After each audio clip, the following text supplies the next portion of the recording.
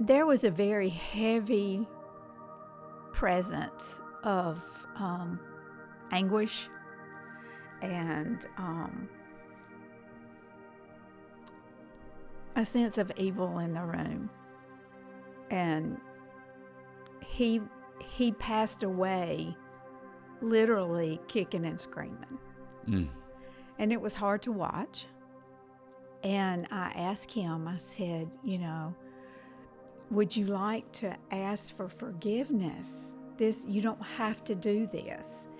And he said, you can pray for me if you want to, but I don't have anything to ask for forgiveness for. And the room became oppressively thick it was just this presence of evil in the room. Yvonne Jones has spent more than 30 years as an end-of-life nurse and has personally witnessed hundreds of people take their final breath as human beings on this earth.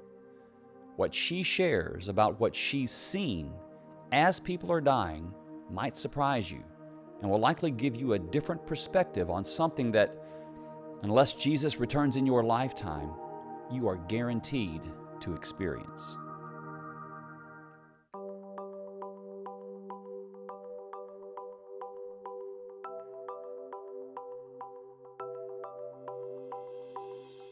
Welcome to A Stronger Faith, a podcast that reveals the presence and activity of God in the lives of everyday people.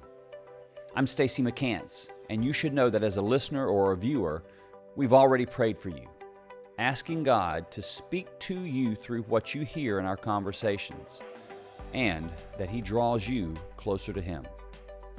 If you want to reach out to us for any reason, be it a guest suggestion, a prayer request, information about something in an episode, or contacting one of our guests, visit astrongerfaith.org/contact. Submit a short form there. If you feel like God may be prompting you to become a donor, supporting this ministry financially, visit astrongerfaith.org/give. We love hearing from our listeners, and we deeply appreciate those who God has called to support this work. Today's conversation is one I've wanted to have for a long time, learning directly from those who have experienced the transition from this life into what awaits, as told by an eyewitness to hundreds of life-to-death transitions. Please meet Yvonne Jones. Since this podcast began, early days, I always felt like I'd love to have a conversation with somebody who has made a career of doing the hard stuff, and that is being in the room with people as they are passing away. So a career, hospice, I think of end-of-life care and long-term palliative care. I feel like those are terms that I've heard in this area. And the reason is because I think there are some valuable spiritual lessons to be learned from some of those moments. Not all of them, but some of them. And so for the last 3.5 years, I have secretly wanted to have a conversation with someone who has done that. And I think today is the day. And so Yvonne Jones, it's you. You're like an angel dressed in white. And coming in. I am not. My family would tell you that. That's right. How many of them in the background are like, oh, goodness, if he only knew. Please don't say that to her. Well, so anyway, that's you. You've had, what, a 35, 30, 40? 31 plus year career doing exactly what I've talked about for the most part, right? Right. Thank you for coming and being willing to share some of these experiences. You're welcome. So, this career of yours, tell me about it. What does that look like? It's the last thing on earth I wanted to do. Yeah. It was what God called me to do. From the time I was about 16 years old, people were saying, you need to be a nurse, you need to be a nurse. And I was going, no, thank you. I know what they have to do, and I'll pass. Thank you. But there came a point that I told God that whatever door He opened, I would walk through it. And He opened the door to go to nursing school. We had 3 teenagers, and they were all going to be in college at the same time. I had been a stay-at-home mom, and we knew that there was no way to put 3 kids in college on one salary. So that had always kind of been the goal, was when they got old enough to drive themselves where they needed to go and could be on their own after school and things like that, that I would go back to school. And so that's what happened. I went back to nursing school, and I graduated from nursing school the same weekend our oldest child graduated from high school. Wow. So I started signing my paychecks and sending them to the university of wherever. And we did that for 20 years. We had 1 to 3 in college nonstop for 20 years. And I've worked long-term care, critical care, and hospice all 30 of those years. All 30 of those years? I've been in long-term care, hospice, and critical care. So, and prior to that, I had a lot of experience as a lifeguard. I taught water safety, was a lifeguard instructor, coached a swim team. So, taught CPR, first aid, was a Girl Scout, all that kind of thing. So, lots of life experiences in the rescue kind of situation. Yeah. And it just, all of those experiences God used to bring me to this point and put me in positions to witness those end-of-life experiences that not only family members have had, but, Sure. others as well. So, ballpark, how many times would you say you have been present the moment someone passed away? Oh, gosh. I lost count a long time ago. 100? At least. 500? Maybe not, but, Hundreds? Probably, yes. So, when you work in long-term care, people are in the end of life. They have reached anywhere from 60 to 100 years old. And when you're in critical care, So long-term care is typically what you're talking nursing about. home. Nursing home and facilities at the end of, Assisted living, okay, that kind of thing. And then hospice, of course, is people have had catastrophic illnesses, and medicine has done all it can do. And so it becomes a question of, what do they want? Do they want to be at home? Do they want to be in a facility? What's going to be best for them and their families for those end of life making it as moments? Comfortable and easy. And it focuses on comfort, not a cure, always. And so hundreds of times you have been. I wouldn't imagine. I've not been there. I wouldn't imagine that would ever get routine. It doesn't. I would think there's a lot of things that would get a little routine professionally, but not that. No, it's holy ground. What's it typically like? It depends on the person. And depends on the person. It depends on the person that is passing and their life choice, what they have chosen, where they've chosen to spend eternity. And it's very evident. Yeah, so I would think some of it has to do with whatever the condition is. If it's whatever brings them to that point medically also. I mean, do you have some that are, I would think you would have plenty that are just not really responsive and you're not seeing much of any sort of... At the very end, that is true. A lot of patients become totally unresponsive, but that's very short-lived for the most part. It's, minutes to days, not much longer than that usually, unless they're on a respirator, unless they're on a ventilator, or we are using our technology to prolong and provide opportunities for families to get there and that kind of thing. Because a lot of times that's what it's about, is allowing families to have that opportunity to say goodbye. Yeah, I think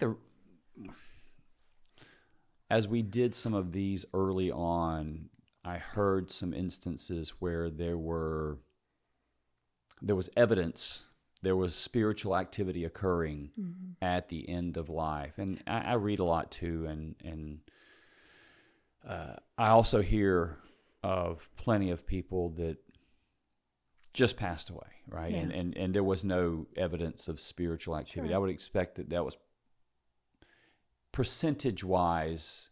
I mean, you're here because you have experienced these events of passing where spiritual activity, you believe, has taken place. What percentage of that is it very rare that you see spiritual activity of some kind, maybe 10%, or is it more than I think? It's more than you think. Really? Like what? Though there's nothing that you necessarily see or hear, there's a presence that can be felt. Really? Yes, always. Always? For me. You talking about 90 to 100% of the time you feel you sense something spiritually going on at the moment of death? I do. Would you say that's the case for most? So I'll say this: you are also a Jesus follower, I am. And so you know a truth of the spiritual life. I think a skeptic might say, well, Yvonne is sort of already religious, already superstitious, maybe, in believing that there's a spiritual realm. So maybe she sees things because she just wants to see things, or maybe she senses things because she's sort of already moving in that direction. She's already a religious person, whereas someone who doesn't believe that there is anything other than what, a materialist or a naturalist who thinks everything in the natural world is what we see and there's nothing beyond that, wouldn't necessarily sense that or recognize activity as spiritual. What would you say to that? I mean, have you seen something that would really challenge that position? Well, we just went through Easter, and, we all hear of the conversation Jesus had with the two thieves on each side of him. Mm-hmm. One chose to follow Jesus, and one chose not to. And that was a spiritual encounter as they were dying. And they were alert and oriented and all of those things, where many are not necessarily in the last few moments of life. But during the dying process, all of us have those, I believe, have those moments where we really grasp the choice we have made, just like the two thieves did, where we choose heaven or we choose hell. And it is a choice. And, Scripture tells us that there are two very divergent paths, and that we are eternal creatures, and that we make a choice, and that it's our free will to choose. And I see that, and you can see it in the manner in which people pass away or die, what their choice has been. You can see that in most cases. In most cases. There is a presence that fills the room. And that's the only way I know to describe it, because you don't see it, you don't hear it necessarily, it's, sometimes you can witness the battle, but for the most part, it's just simply a presence. Okay, so this is what we got to know. This is where my analytical and questioning brain is like, I got hamsters running all over the place right now, so it's all good. So you talk about being able to feel or sense a presence. And I think we all understand that. We don't have it all figured out, right? We don't know the inner workings of this intricate clock that is known as life and the universe and whatever realms happen to be. So we don't understand it all by any means. But we understand what it means to sense something. Yes. And many times those senses prove reliable in our lives. What does it describe that sense the best you can? There is either a sense of peace or there is an atmosphere of oppression. An atmosphere of oppression in the room with the person who's close. Yes. And, you know, I am super sensitive, and I can't say that everybody would sense it or feel it or experience it, but I have. And I do. If I'm in the room when a patient is passing away, I know it, and I know which way they're going. Can you, like how close to the end are you experiencing this? Is it right at the end, within seconds, or is it? It depends. You know, I've never really seen a pattern, a rhyme or a reason to it, but there's a sense of peace that a believer has, and there is a sense of kicking and screaming for those who have not chosen. What's the argument against this? That those people aren't on a spiritual path toward heaven or hell, but that the believer believes that they're going to heaven, and so they're just not afraid to pass away. I'll be honest, as a believer, I'm really kind of excited about not the passing away part, but what happens right after that. So, right. And that the other person just doesn't want to die, is fearful of ceasing to exist as they may picture it. But we're eternal creatures. But they don't believe that. Yeah, they do. You think in that moment they do? I think they know it. Even if they haven't believed it, there's a recognition that this is not the end. It's really hard to describe it because it is not something you see or hear or touch, or sometimes there is a smell. Sometimes there is I hear things in my head, more or less. It's not that they're audible to anyone else, but my spirit senses certain sounds. Like what? Howls. Really? Cries. Or just like water bubbling in a stream. It's really, you know, it's hard to describe to someone, but you sense there's that sense of peace and relaxation and healing, or there's this sense of anguish. Yeah, so there's a difference between believing something is about to happen and suddenly experiencing a reality that's not earthly in this realm, and becoming aware of a reality or potential reality being placed before you. It sounds like you're saying it's the latter, that the patients that the people that you are present with as they are going, you believe, and I don't want to put words in your mouth, but do you believe, it sounds like, that they are experiencing already a new reality. Yes. some of which it's essentially not only confirming, but maybe even appearing better than they had expected in that moment. Others of which had kind of put their chips all in that there wasn't this reality that they are suddenly realizing is true. Is that what you're saying? Yeah. That's a big deal. As God created us as eternal beings.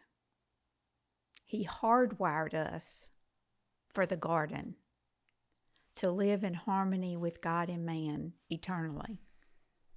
And we messed that up. Right. Sin broke that. And he said, and in this day you will die. If you break my law, in this day you will die. And we got kicked out of the garden. And, we went east of Eden, which east is always away from God. But, as we are walking towards life's last door, which is marked death, when that door opens, there are two paths, and only two. And one is described in Scripture as a narrow road. And one is described as, sin and death. And there's this chasm between them that we cannot, once we go through life's last door, we're on the road that we've chosen. Yeah, and so I will often take the position of a non-believer, and because I always want everyone to be able to hear objectively the truth of the experiences that people have. So that's what we're taught through Scripture. And if you believe that Jesus is who he said he is. And I personally believe that there's plenty of evidence to support that you just don't do the things that those people in the first century recorded that he did and said without operating in a realm beyond what we know in the natural world. So he's got some credibility, not the least of which is raising himself from the dead. Right. And even if you somehow don't believe that, watching him witnessing, hundreds of people witnessing him raise Lazarus from the dead just shortly before, I think that really shook up the region pretty heavily. And so you just don't do those things. There aren't people that have those abilities. And so when he talks about the things that you just talked about, it kind of grabs your attention. I think it does, for me at least anyway, as a believer. And that's a big part of why I do. But the non-believer, the atheist, says, hey, that's just religious. That's just religion, right? And you're believing a religion. Let's talk about facts. Let's talk about what people are experiencing. And I still say, as a non-believer, that people are there are some who have, through their religion, have gotten comfortable with the idea of death because there's this mythical heaven waiting for them beyond, and they think they're going into that heaven. And others who don't believe that are just fearful that they don't want to cease to exist. Right. What have you seen? Some things that are quite frightening. It's like one gentleman that I was with when he was passing away. He was a crotchety, elderly gentleman, and he was difficult and hard to deal with, and you could never please him. And as he was dying, I was in the room with him, and we had some nursing assistants were in there as well.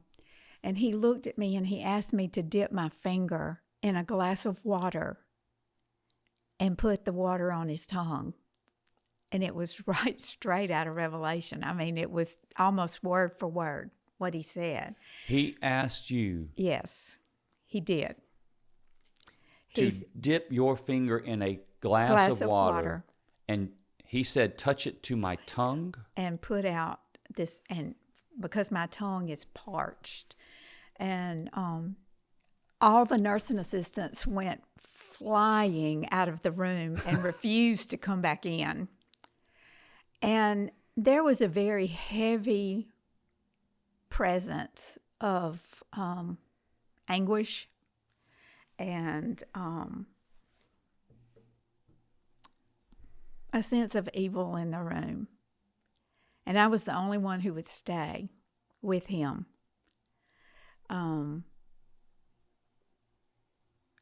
And he passed away literally kicking and screaming.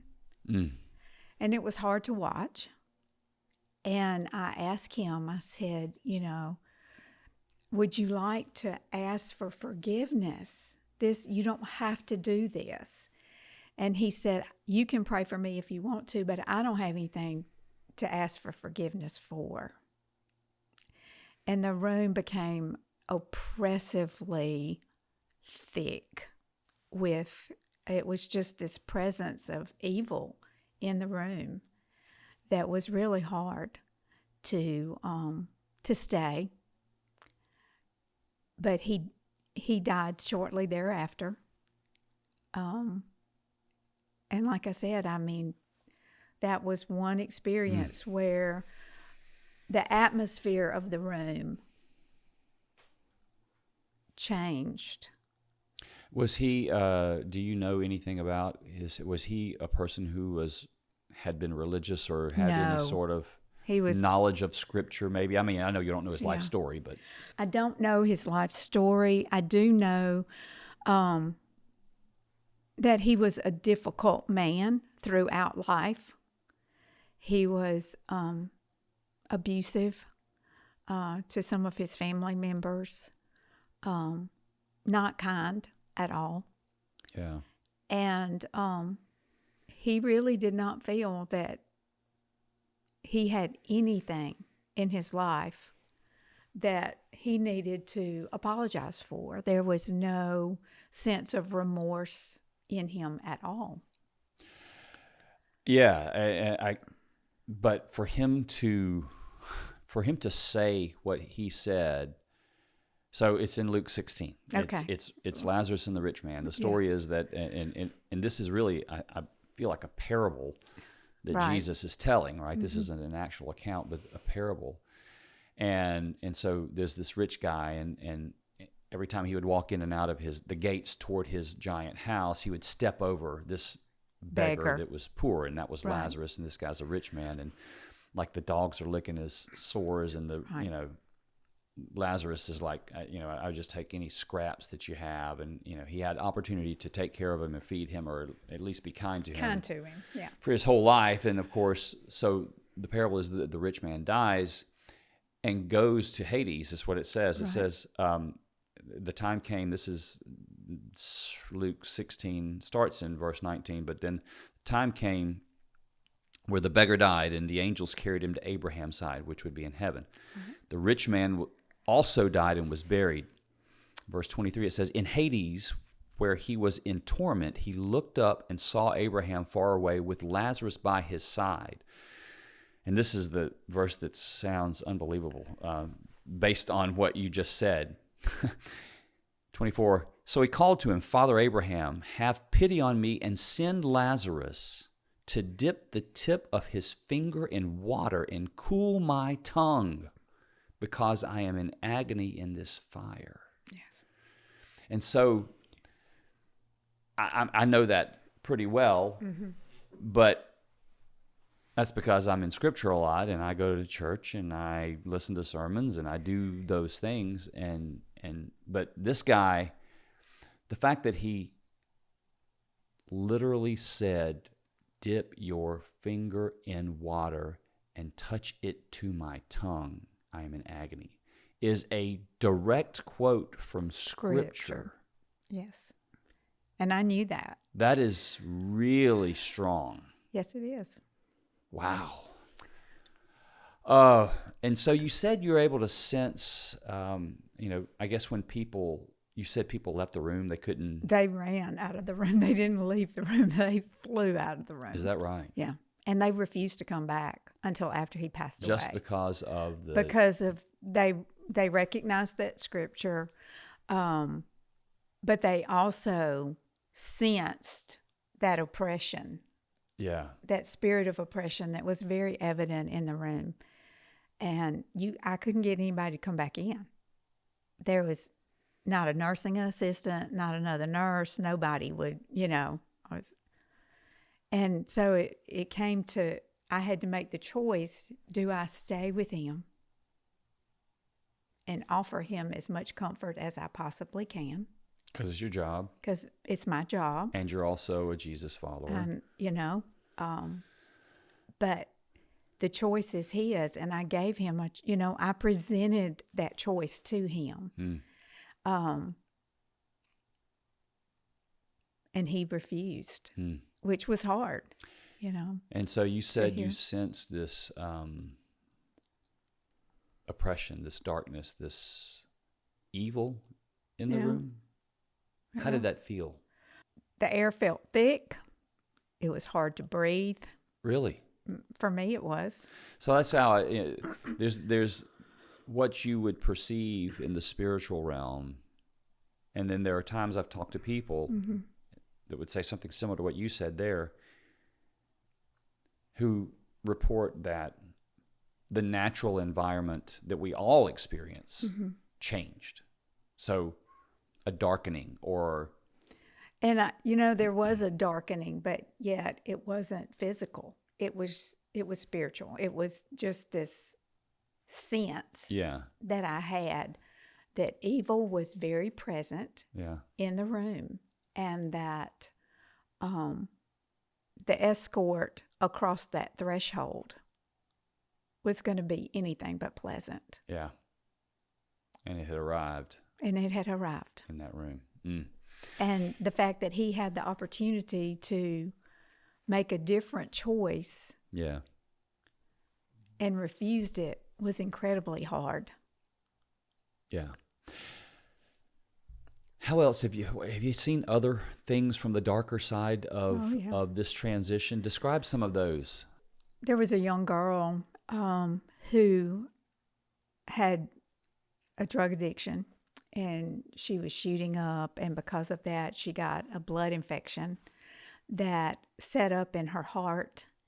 And every time her heart would beat, she was throwing what we call infectious emboli or clots into her lungs. And so she was struggling to breathe and ended up she had to have surgery if she was going to survive, and IV antibiotics and that kind of thing. And the surgery was brutal. It literally fillets you like a fish. They cut you from between your ribs and go into your lung and to try to clean it out and that kind of thing. And when I entered her room, she was curled up in a fetal position, sitting with the bed sitting straight up because she couldn't breathe very well. And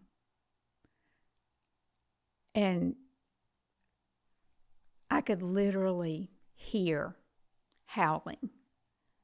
With your ears? Not your spiritual ears, but your natural ears? It was so oppressive and frightening at the time. And this child was in torment.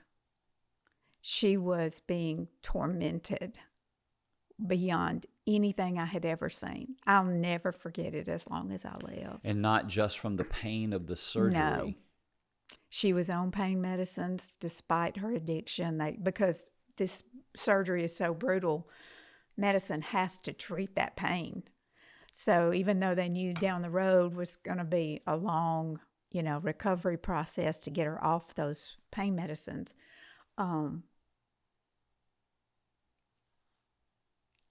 she was in torment. That goes beyond what she was physically experiencing as a result the of the physical surgery. was part of it, but it was more of a spiritual experience for me. Absolutely, walking into that room. She was angry. She was hurling insults left and right. You couldn't do anything to comfort. It was probably one of the worst nights I've ever had with a patient. So it was brutal. The air was thick with that oppressive spirit. And I don't know if it was audible or not. Yeah. I don't think so for anyone else, but it was audible to me. It was like hyenas howling. It was, and to watch her be tormented and under this immense pressure of evil in the room was really difficult to witness. Did she pass away? No, she survived. She's clean now. She's, but it was a battle for her soul that night. Yeah, and when you read of near-death experiences, people have reported being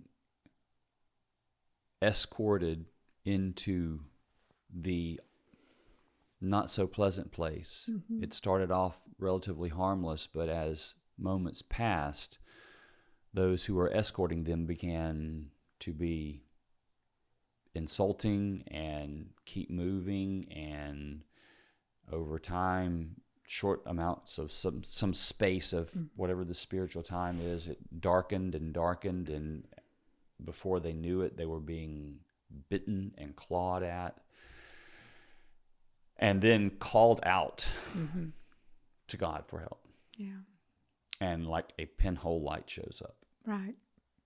Just waiting for us to call out to Him. All those who call on the name of the Lord will be saved.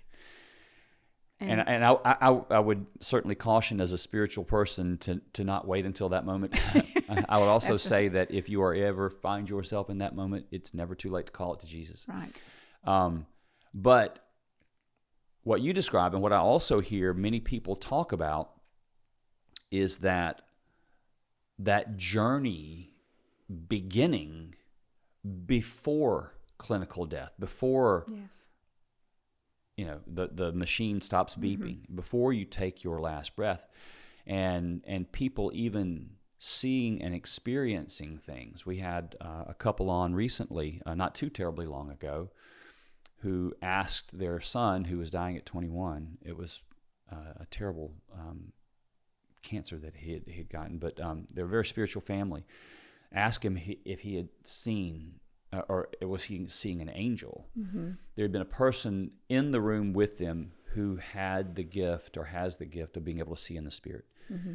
And they had said, well, he's had an angel behind him this whole time. So when they asked him this question, he points straight ahead. He was sort of not talkative at this time. He was close and he wasn't speaking. But he hadn't done anything. He just looked up and pointed straight ahead when they asked him that question, if he sees angels. Mm-hmm. He lifted his finger up and pointed, and they realized that there was a mirror in front of him, and that he might have even been pointing to what she had seen there, which would indicate some of this activity begins before they actually pass away. Mm-hmm. I had another lady on here, Kristen Replogel, some 2 or 3 years ago, who her father-in-law they'd called the family in, and he was in anguish and agony, and his right, I think it was his right, one of his arms, as he was dying, was swelling up and changing color. And he didn't pass away at that time, and he was screaming and kind of in agony. And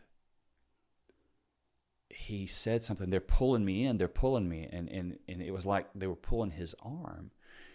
He didn't die in that moment, and they ended up walking him through a prayer of salvation. And the second that he did that, his arm, the swelling of his arm went down and it became normal.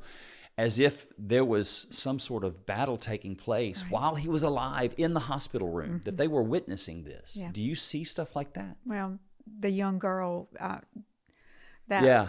and she was a believer, but she'd made some bad choices and had gotten into the drug scene, which is a portal for demonic activity. Yeah, for sure. And so yes, I have seen it. Have you seen any other things like that were sort of manifesting themselves in front of you? We had a patient that was a known pedophile who was in a critical care unit and was dying. And he was screaming and talking about his feet were on fire. And, he was screaming for us to get him out. And one of the nurses that was with me at the time, told him that he'd have to get himself out because there was no forgiveness for his abuse of children in him. She was saying that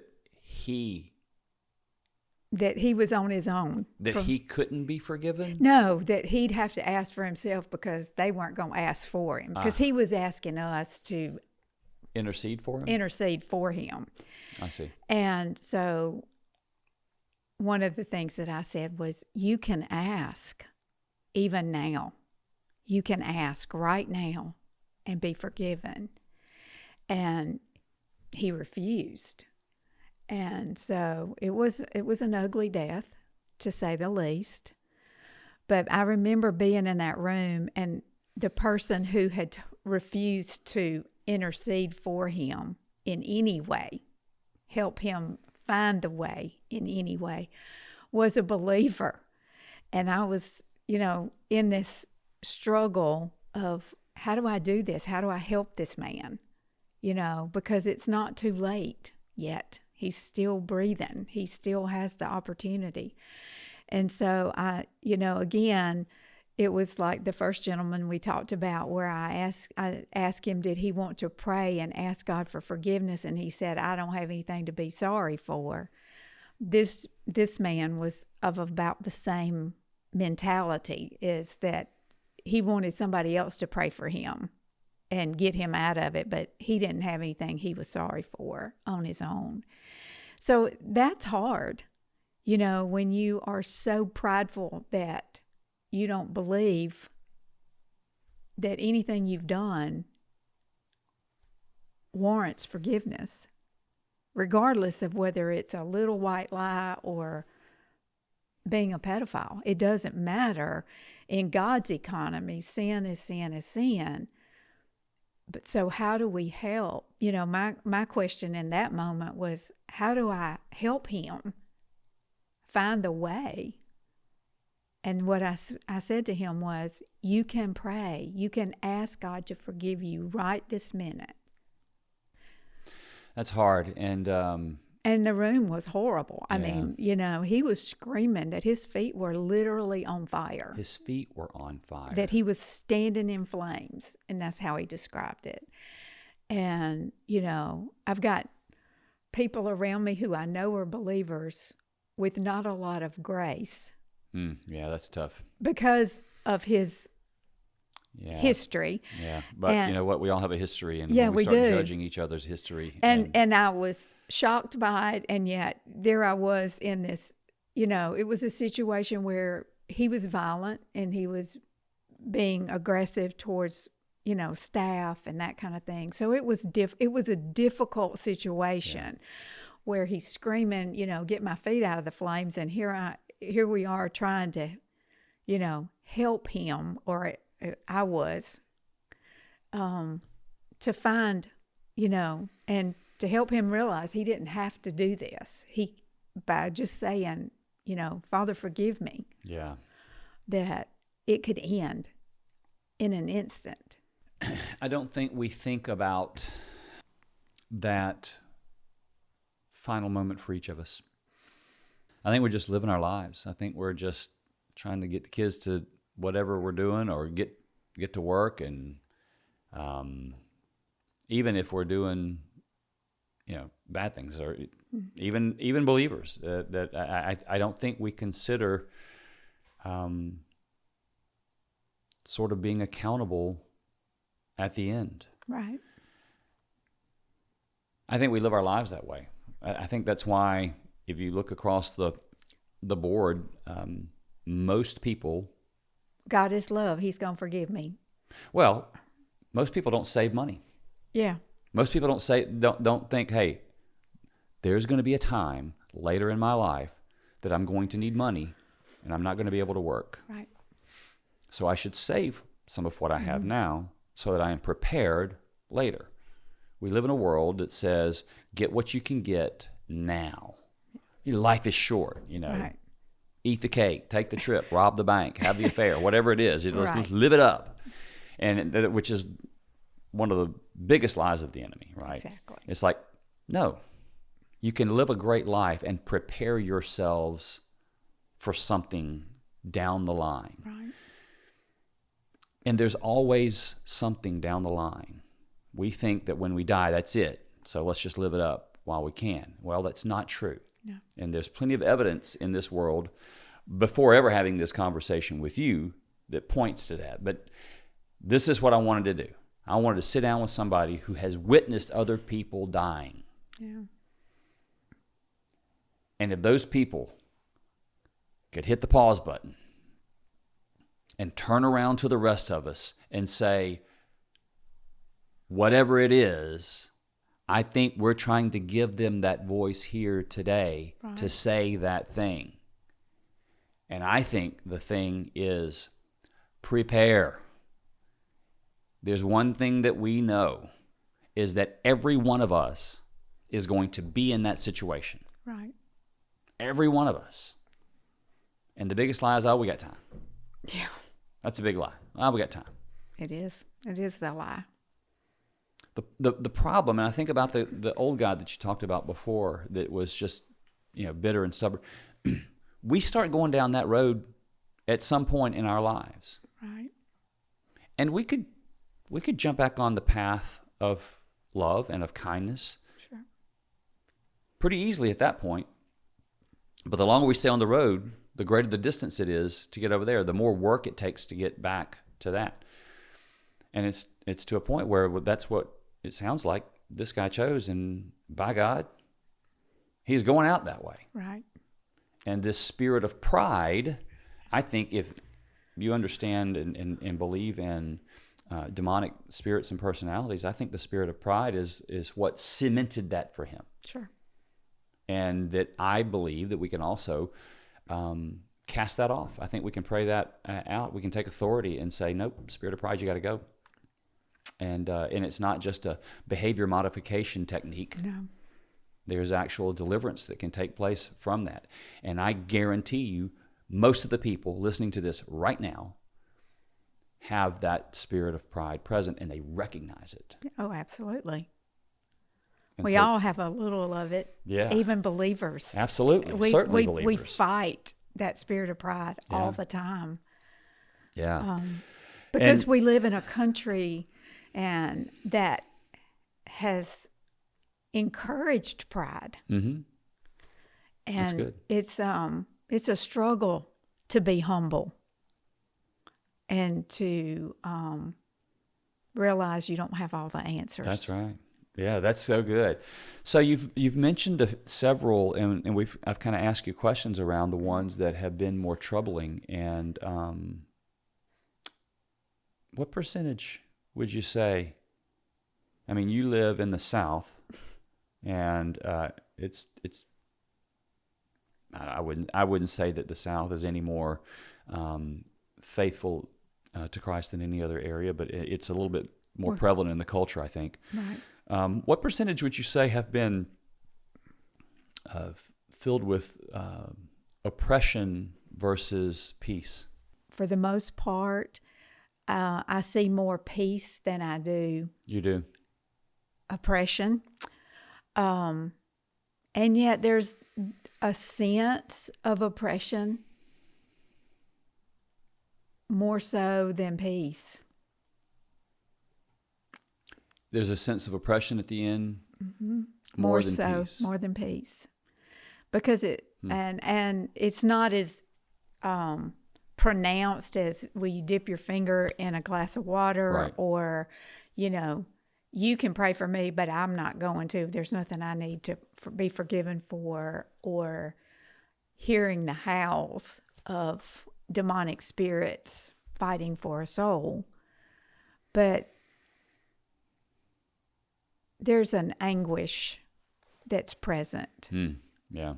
And it's not... it's not necessarily, for me, I don't sense it as pain or, the dying process as much as it is the spiritual aspect of it, for me. So these moments of peace... They're beautiful. They're precious. They're to be coveted. But they're few and far between. Describe some of those. The patients that I see that have a relationship with Jesus, who are believers and who make no bones about it, they come to grips with the fact that they are dying very quickly, and they are at peace. And there's a sense of acceptance that they're not fighting. They're not going through the dying process kicking and screaming. Right. They are resolved. They are they're okay. And there's a sense of just being wrapped in love is what I sense with them the most, is that they're just wrapped in love. Have you ever heard a patient speak of seeing something supernatural in the process? Oh, yeah. Like what? We'll see them looking into a corner of the room or up in the ceiling, or they will... sometimes it's as if the air will begin to move, and there's no fan on, there's no air conditioner that just cut on, but you sense the air begins to move. And some of the patients will say it's, the angels are in the room, and so you sense that it's almost like a butterfly effect, where the wings are moving and the air is moving. You've heard patients say that there are angels in the room. Yes. At the same time that you have sensed air movement without a natural source. Yes. And that, just like with the demonic and the oppressive sense, there's a sense on the other side that's just total calm, total peace. There's no fight. There's an acceptance. There's a relinquishment. There is a letting go.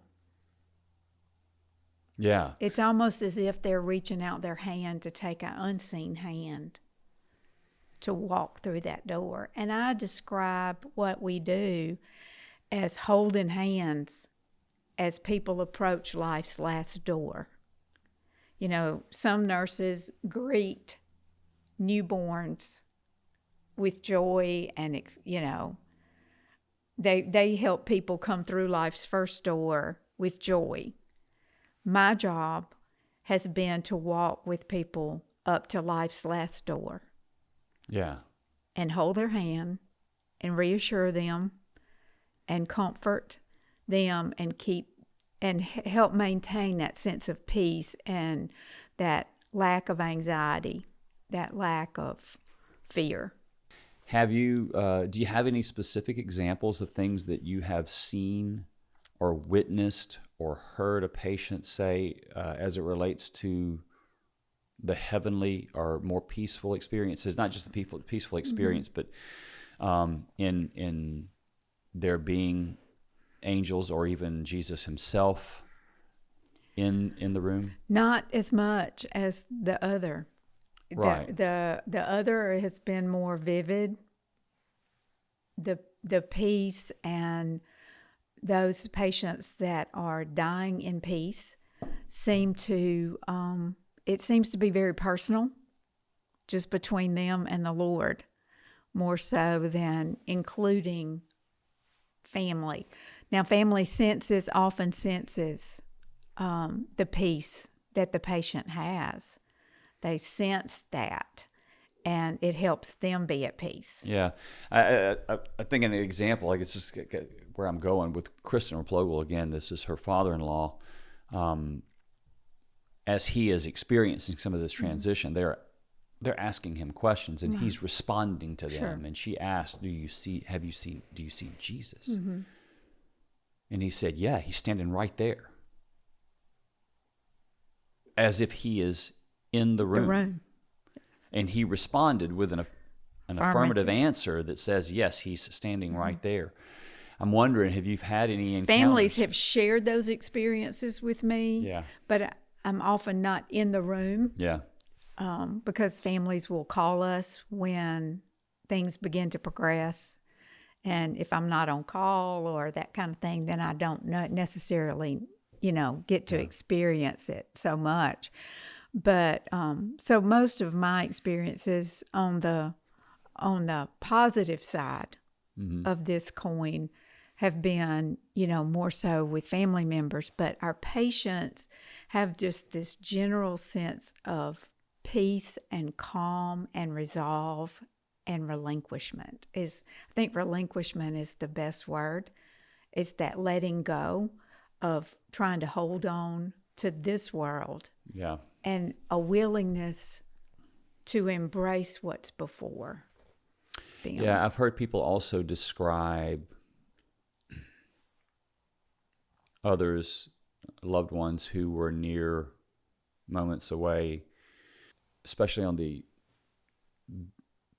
more heavenly side, as they almost looked a little younger. They looked lighter in the moment than they did before, and of course the reverse also being true of a darkening of the eyes and other things like that. Have you noticed anything like that? Yeah, the patients that are in that place where they are at peace, a lot of times the pain leaves.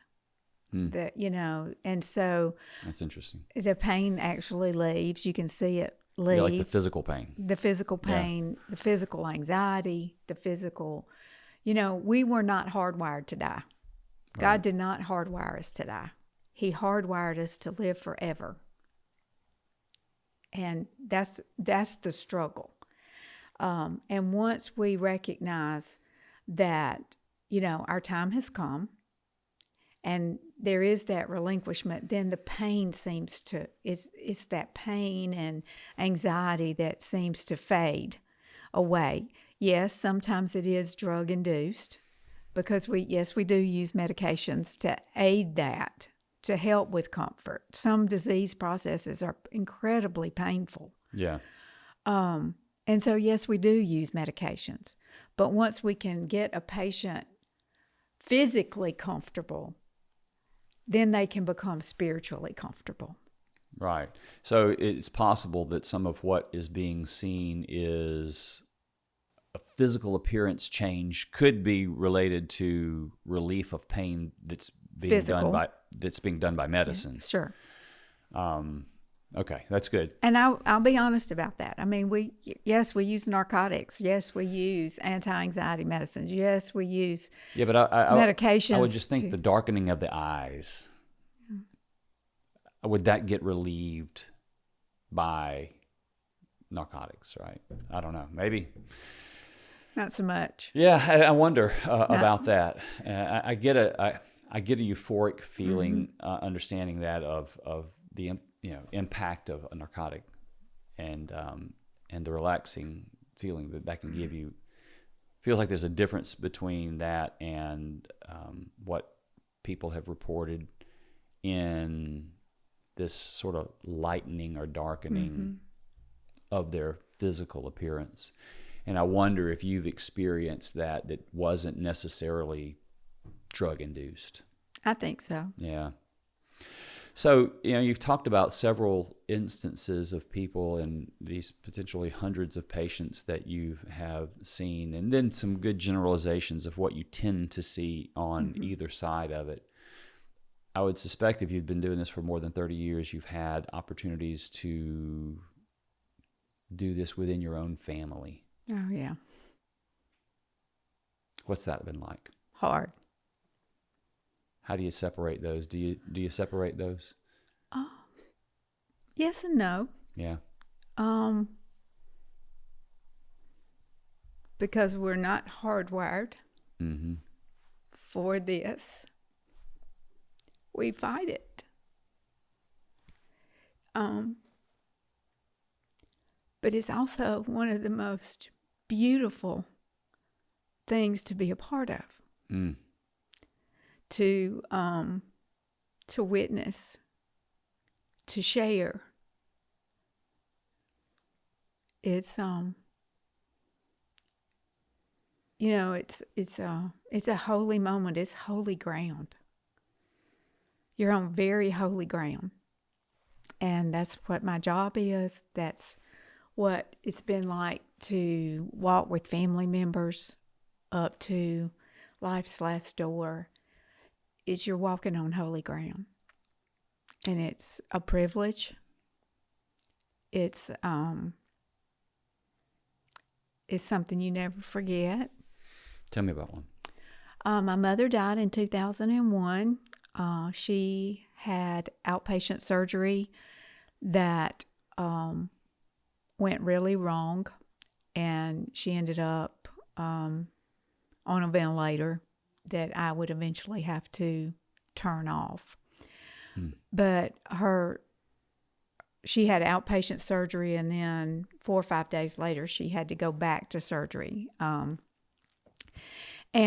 she and I were in the surgical waiting area, and my mother had been struggling for every breath she took since her outpatient surgery. She went into respiratory failure, and she had literally been gasping for breath. And I had watched my mother age 20 years in like 2 days. It was hard. She was weak. She was frail. And I had her in surgical waiting. They were doing her surgery like at 7:00 at night because they had to work her in because they made the decision that they had to go back in to see if they could figure out what was going on. And Mama had been gasping for every breath she took for days. And I was holding her hand, and her eyes were closed. And there was suddenly this quiet. Her breathing got easy. She quit struggling. There was just this sense of peace and calm in the room. And I looked at her, and her face was no longer tight and grimacing for every breath she could, try to get in. And I knew in that moment my mother had released her spirit to the Lord, that she had said, whatever your will. And she was totally at peace. And they came and got her and took her to surgery. And she hadn't been in surgery 30 minutes, and we heard them call a code to surgery, which meant her heart had stopped and she was no longer breathing. And they were able to get her back. My sister that lived in Colorado, we had not been able to get in touch with her. She was in some canyon in Arizona, and cell service was terrible. And so they put Mama on a ventilator, and I after surgery, I asked them, I said, how long do we need to give her? I'm okay with a ventilator for rest, but I had just promised my mother that I would never leave her on a ventilator. And they said, we need 10 days. And I said, you have 10 days, not 1 minute more. Because she had already been struggling. She was very, very sick. And in the meantime, we were able to get in touch with my sister, get her here. And Mama died. She had her first surgery on June the 6th, and she died on June the 21st.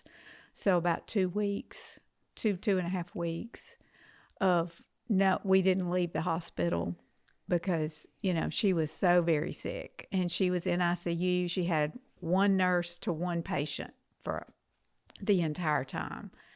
So it was a bad situation. That was hard. But the sense of peace that she had before she went into surgery, I knew the atmosphere changed. And she, in that moment, though she kept breathing and they were able to get her back and all, she had released her spirit. You think she departed at that time? I do. Did you ever notice anything in those days between the day you pulled the plug on the ventilator? I did. After she had her surgery, and when she came out of surgery, she was on a ventilator. She had tubes everywhere. She had bilateral chest tubes. She had drains, and it was awful. Mama responded once that I saw. And then she began to have multi-system organ failure, where one organ after another began to fail. And I went in one day, and towards the end of the 10 days, and I asked the nurse, I said, when was the last time you gave her some pain medicine? And she said, I haven't given her any pain medicine. And my mama was the type that she had a terrible gag reflex. If there was anything going on in her head, she was going to be trying to pull that tube out of her throat. And so none of that ever happened, ever. So I really believe that Mama, her spirit had gone on to glory. They were literally keeping her body alive until my sister could get here. That's interesting to think that we could keep a body alive on earth, and yet that spiritual transition had already, I do believe it had already occurred, taken place. That's something I really hadn't thought that much about. It was the first time I had ever really experienced that. But I was sitting right there in that room, and I was the only one of my siblings in the room. They would only let one of us go, and because I'm a nurse and I know what's going on, my family was like, you go. And so I was sitting there. I was holding her hand, and we weren't talking because it was hard to, she was gasping for every breath that she took. So I was just there with her. And like I said, the television wasn't on, the radio wasn't on, nothing was on. It was just she and I, and the sound of her labored breathing until... And then it stopped. You often hear, seems like you hear, and you probably know this as well as anyone, that often there's often a moment where there is, I don't know if you call it a false hope, but all of a sudden they're better. Yeah. They're like a lot better. Mm-hmm. And you're thinking, oh my gosh, we've turned a corner here. But then they die shortly thereafter. How do you see that? I've heard that many times. We see people get better, and we call it before they die. Yes, we call it a rally, and they'll sit up, they'll eat a meal, they'll visit with everybody, they'll know who everybody is, even though they haven't known who everybody was for 10 years. We see that. We see that rally. It's almost like this little gift from heaven to say goodbye. Yeah, I wonder about that clearly in two ways. One, I wonder about that medically. what could be going on physiologically that would account for the sudden improvement of a patient just as it's about to, you think, okay, do all their systems, have they just like, is it a last ditch effort and everything goes to the, and they use we call it in their tank? We call it compensation. You know, when one organ fails, another organ picks up and, you know, compensates for the loss of that one kind of thing. Yeah. And so there is this compensation because we were designed to be eternal. We were designed to live, you know, forever. Yeah. We were hardwired for that. And so we see some of this, and, you know, I haven't really delved into the physiology and the, you know, the chemical type stuff, because the spiritual has always just been the most evident to me. Mm-hmm. That sense of the divine and the eternal, that when you cross that threshold, that you're not gone, you know, you're going somewhere. Right. You're still very much a being, an eternal being. Yeah. This shell has died. You know, what's housing us has passed away. But that spirit man that lives within all of us, because God breathed into man the breath of life, is on a path. It's going somewhere. I wonder on the sort of end of life rally that you talk about it. So there's the physical side of things, and you know, you talk about this idea of compensation. You wonder if there's this. I know that when you distress your body now, it's why cold plunges are popular and fasting, other things like that. When your body's distressed, it's really healthy for it because it sends signals to the system. It's like, oh crap. Yeah. You know, and Wake healing up. And repair and all that stuff are activated, which is good. I wonder if something like that's going on physiologically. But then there's the spiritual side of that. So, I mean, I wonder if you just look at the spiritual side, I think it's just a gift that God gives families. Do you? To be able to say goodbye. And some patients will tell their families, it's okay. I got this. Yeah. You know, I'm going to be okay. You don't have to worry. I also wonder I'll see you later. If there is if they are washed in a spiritual peace that settles them and it manifests itself as a rally. Yeah. Or maybe they've even begun, and it's like their journey to some degree. It's really interesting. I'd love to hear more about that and other experiences around those things. Have you had other personal? Sure. When my youngest daughter was born, I had some complications and was hemorrhaging and had to be taken to the hospital because I was hemorrhaging. And during that hour-long ride, you know, you've heard of the tunnel experiences that people have where, you know, they're going through a tunnel towards a light. And I experienced that. And that you experienced this. That total sense of peace. And there was no fear.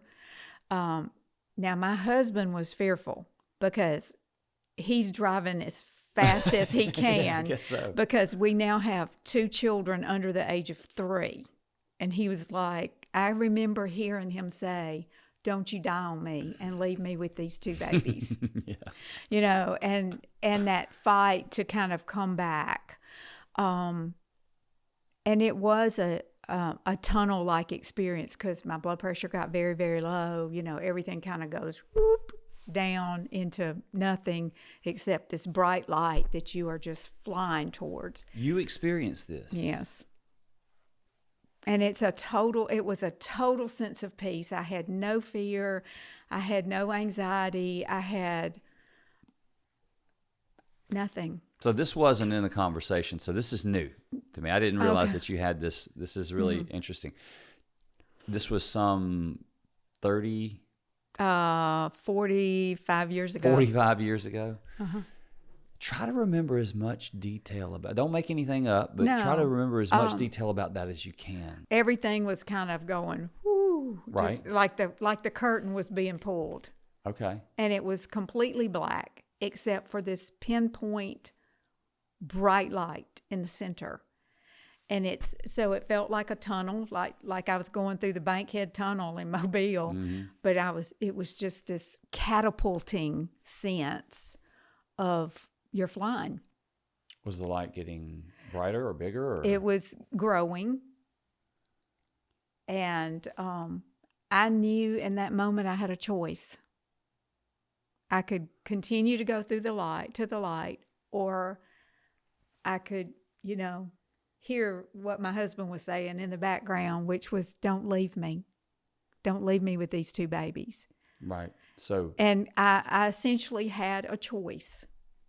I mean, did you have a feeling? It was just a sense of peace, and that I was going to be okay, and that there was no fear in death. You didn't see anything or hear anything? No, or? It was just this whooshing sound of, flying through this tunnel. That was all. But it was a total sense of peace and tranquility and no fear at all. There was no fear at all. And since that moment, I have never feared death. Since that moment? Since that moment. Before you ever watched anybody else? Yeah. Since that moment, I've never feared death at all. You would think, okay, so she saw a white light and then she came back. Why would that make her not fear death? It must have been something in that peace, that sense of peace. And I'd been a believer since I was 13. I knew that everything I believed was true. It was. Did that confirm it for you? I mean, did that like verify your religious theory? I knew that when I died, where I was going. You can believe that because you're taught that, but then there's experience, right? And so when you talk about people that have near-death experiences, whether they were religious before or not, religious isn't the answer. Mm-mm. Knowing God is the answer. Right. But it's that faith. It's knowing that you know that you know. Well, yeah, and a lot of times faith comes from experience. And so when you experience a version of reality that's different, drastically different than what we experience here, you say, well, I've been someplace else. I know there's another place because I've been there. It's not just a dream or a thought or an idea or something I learned in a Bible. I didn't see anything other than this incredibly white light. Yeah, and I think people can get further down into those than others. Yeah, and I have no idea how long it lasted. Mm-hmm. That's interesting. But it was total peace, and it's those experiences that we try to surface here, and for people to say, oh, well, that must have been this or that, or they say, I've heard too many of these things. Yeah. And you read about people having those tunnel experiences. I've read a million of them. And I can't explain it medically. I can tell you, I know my blood pressure was super low, that my heart rate was really slow, that, I was barely breathing. I know all those things. Well, I mean, medically, you may have been very close or clinically dying. My husband, I think, knew, because I was probably as white as this outfit I have on. All the color had left. Yeah. We talk about experiences like the near-death experiences, and for people that I've talked to that lived a life of just living for themselves and that sort of thing. And then I think Mike Pugliese was on here. I can't remember which episode it was, but it was a while back. And he lived a life, he had an affair, he had really pursuit of riches and notoriety and all these things, and had a hellish near-death experience that transformed him. Mm-hmm. And it's like I've seen the truth of what there is, and it turned his life around, right, completely. And so there are those experiences. And for me, when I listen to Mike's story or some others that have been on here, it changes the way I live my life. I mean, I kind of believe these things, but it alters it. And I wonder if the things that you've seen, both from the hellish experiences and from the heavenly experiences, if it's changed anything about the way you live your life. I guess I could say that I'm confident in what I believe, that there's no doubt, that I live without doubt, that Jesus is the way, the truth, and the life, and that no man comes to the Father but through him, that there's that confidence that I've made that decision, and nothing has changed that. Nothing I've seen or experienced has made me doubt that. Think about the fear of death, thinking that it's going to be awful and painful and that sort of thing. People who have been on here who have experienced death, clinical death, and others that I've studied, it is an instantaneous occurrence of peace. It is not an agonizing thing. Now, what you experienced on the hellish side of things from people seems like they were going through some of that agonizing piece of it, walking into it. But those who were who knew God say that I was instantly standing with Jesus. I was instantly there. And that's the way that was what I felt like I witnessed with my mother. Literally was, from struggle to peace. Physical struggle to instant peace. I'm with him. Yes. Yep. It was like I got to see it. Even though there was nothing visual, there was nothing, the sound, it was the sound. It was the sound of peace. That's good. Where there had been agony, there was peace. It was the sound of peace. The sound of peace. Sidebar. Mm-hmm. You keep talking about, or you did talk about frequently, that you were able to hear and see things as people were dying. Not just the sense of agony and doom, but you could hear sounds. I feel like maybe even you said you could see, maybe it was just hearing. Do you feel like you have a little bit or some kind of, I don't know if you can have a little bit of this or not, maybe you can, of ability to see or hear in the Spirit? For me, probably it's more hearing than seeing. I've never heard of hearing in the Spirit. I've heard of seeing. I've had several people on here. Yeah, I would covet that, a little bit. I wish I could see. And people who I can wish see, that God would, kind of pull the veil back and let me see. I'm that way too. And the people I've talked to who can see say, just understand. It's a heavy burden. That you're going to see the demonic as well. Yeah. And a couple of people that have been on here asked God to remove that from them once they had been given that gift, which is really interesting. But I've not heard of hearing in the Spirit. Now, it's more, for me, it's been more of a sense of feeling, of hearing, of tasting, of smelling. It's, it's a very sensual experience more than, but my eyes have very little to do with it. Right. But you feel like you are experiencing these things with your senses. It's not just some sort of a projection or a vision, but that you're actually experiencing things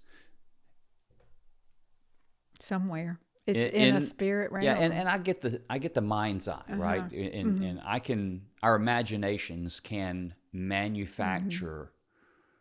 I can manufacture. Let me just think. I can manufacture a siren going by on the road out there in my and I can kind of hear it. Now I can't hear it with my ears. So there's this imagination that we have. That's one thing, and I think everybody that's a skeptic will say, well, yeah, that's just using your imagination, right? How is that different for you than just using your imagination? There's a sense of reality to it. And it's nothing I've been able to touch or see, but the other senses that God has given me have certainly been involved. You know, the Bible says that we listen, we hear God through a still small voice. And so you learn to recognize that still small voice and you hear it. It's a hearing kind of thing.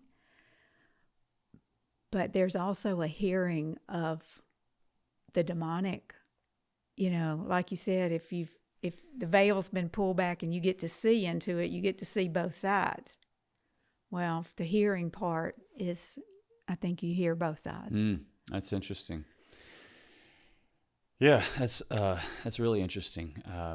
Not heard of hearing in the spirit, but that's really how you described much of what you have experienced when you've been in the room. There's this feeling, this foreboding, dark, and it's a heaviness. Heavy. Yeah, or a lightness. It's either heavy or it's light. You even talked about it being hard to breathe even. It's, you know, a thick and oppressive kind of. That's interesting. Like hot air in Alabama in July, you know, when the humidity's 100%, you can't breathe.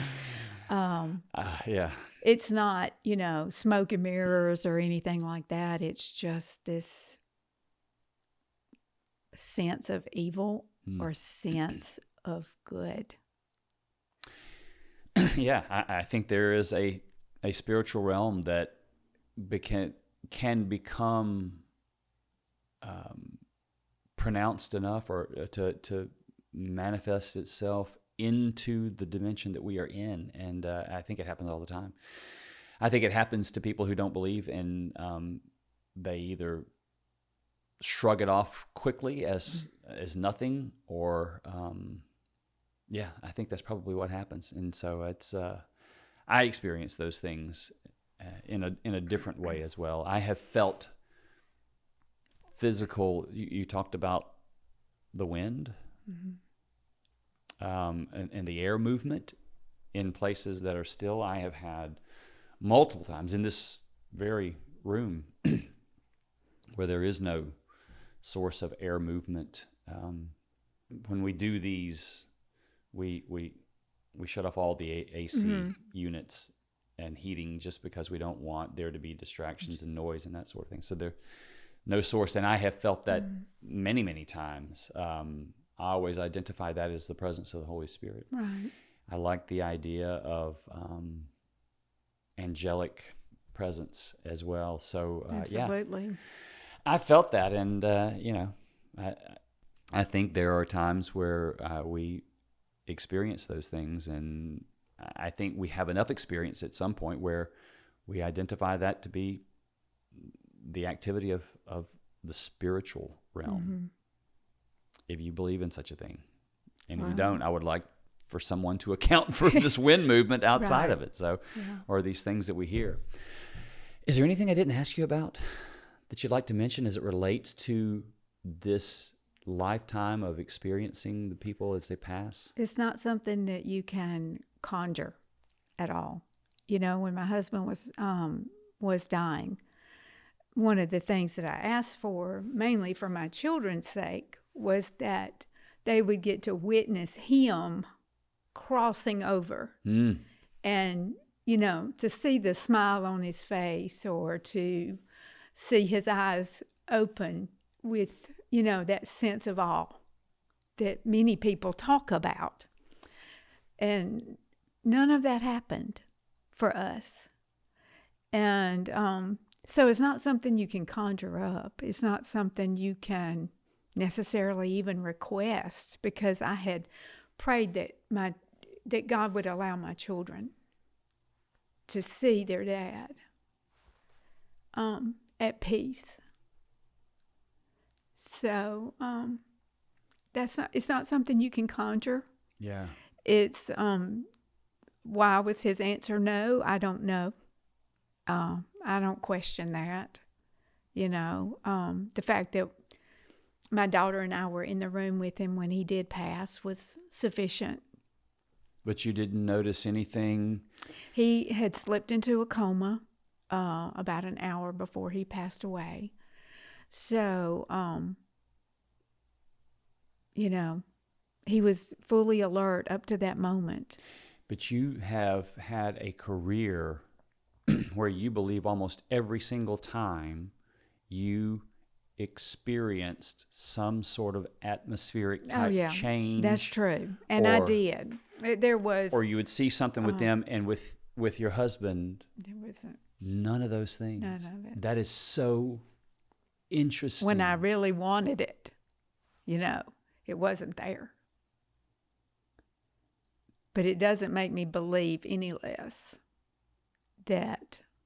But you can't take away the ones that you did experience. No, absolutely not. And for whatever reason, he slipped into a coma and crossed the threshold. Unknown, without any fanfare. But that's who he was. That's who he was. He was not a person of fanfare. But he was a man of deep faith, and he knew what he believed, and he knew where he was going, and he had no fear. And there was no sense of fear in the room. There was no sense not one way or the other. None. It's just total. It was a peaceful situation. It was very peaceful. But not this overwhelming peace that you would get in some of the other things that... I got to think about that. I think that's really interesting. I'm just thinking from a spiritual... Who knows what God's up to on that?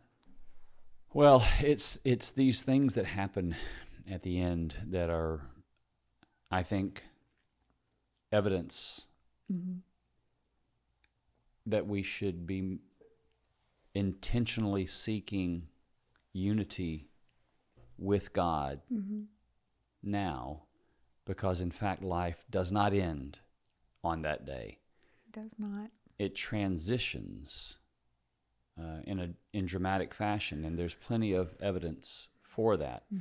And really what we wanted to do today was surface some of the evidence that you've seen that indicates that transition begins even before you pass away. Have you ever seen anything happen sort of post? So after someone has passed away, I know lots of times people in near-death experiences, as they go,